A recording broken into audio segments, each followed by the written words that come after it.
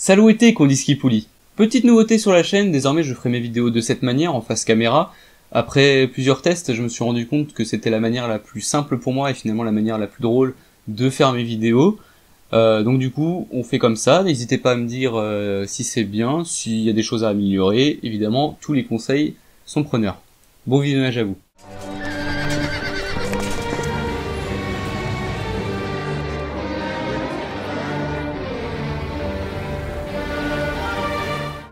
Je ne savais pas forcément de quoi vous parler pour ce nouvel épisode d'ASH, et puis j'ai allumé ma télé. J'avais envie de vous dire que c'était un contexte un petit peu actuel, étant donné que je pensais tourner ma vidéo en même temps, c'est-à-dire en juin, sauf que là je tourne ma vidéo en août, donc c'est plus forcément actuel, même si cette tendance n'est pas forcément arrêtée, mais je voulais vous parler de ce qui s'est passé avec les déboulonnages de statues de personnages de l'histoire de France, plus ou moins assimilés à l'esclavagisme. Récemment, il y a eu Victor Schœlcher, en Martinique, si je dis pas de bêtises, qui a vu sa statue déboulonnée, Schœlcher qui est assimilé à la fin de l'esclavagisme en France, puisque c'est lui qui est un petit peu l'instigateur.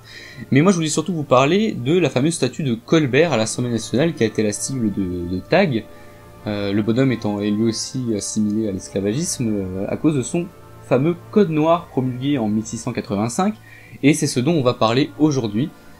C'est parti.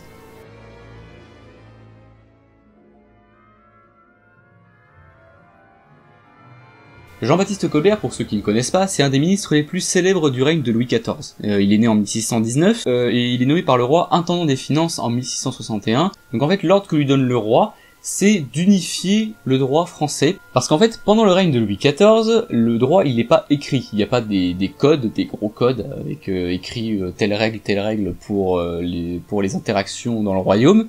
Non, en fait, le roi, il est régi par ce qu'on appelle la coutume.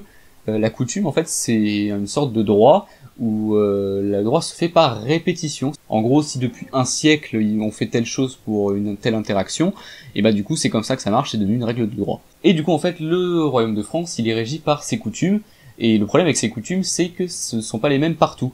Par exemple à Marseille, si la coutume c'est d'avoir le prénom de son père apposé au sien, il se peut qu'à Lille la coutume ce soit d'avoir le prénom de son grand-père. Et en fait ce que veut Colbert, et finalement c'est ce que veut Louis XIV, c'est d'avoir une centralisation. En fait tout le règne de Louis XIV c'est ça en fait, c'est centraliser les pouvoirs, avoir une seule et même règle dans tout le royaume.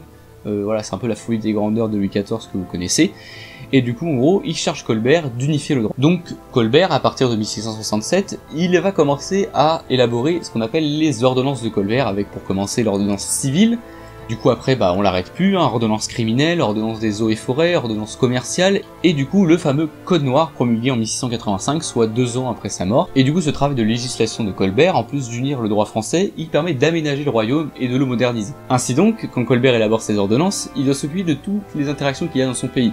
Ça passe par les mariages, le commerce, la voirie, et du coup l'esclavage rentre aussi en jeu puisqu'on est au milieu du XVIIe siècle et il bat son plein en France et même partout dans le monde. Le code noir c'est en gros une sorte de diminutif, le nom officiel c'est ordonnance de mars 1685 des esclaves des îles d'Amérique. Voilà, code noir c'est un petit peu plus facile à dire, c'est plus péjoratif avec nos mœurs actuelles, mais c'était plus rapide à dire. Et donc ce code noir il organise les relations qu'un esclave et son maître peuvent avoir.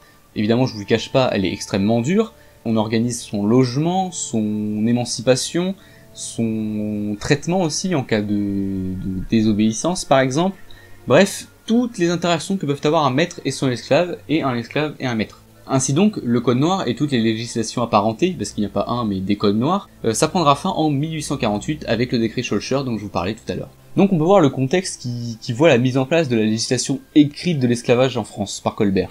Mais il faut garder à l'esprit que le principal ministre de Louis XIV, il a marqué l'histoire en jetant les bases du droit français finalement, puisque les rédacteurs du code civil, qui se fait sous l'époque napoléonienne, hein, soit plus d'un siècle après, ils se serviront des ordonnances de Colbert. De dire que c'est un bâtisseur du droit français, et il faut garder à l'esprit que l'histoire elle n'est pas manichéenne, il n'y a pas le bien et le mal d'un côté, il y a toujours des zones d'ombre, des zones nuançables, et Colbert, en dépit de tout ce qu'il a pu apporter pour le droit français, évidemment il y a des zones un peu plus ombragées de lui, et évidemment c'était un esclavagisme, mais le monde entier était esclavagiste à l'époque, et juger les mœurs anciennes avec nos mœurs actuelles, ça ne prend pas sens et c'est finalement pas vraiment porteur d'analyse.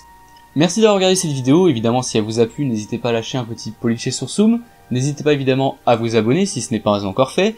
La musique du jour c'était L'île aux morts de Sergueï Rachmaninov, et quant à moi, Je n'ai pas oublié mes vieilles habitudes romaines, et je vous dis, saluete, condiscipuli.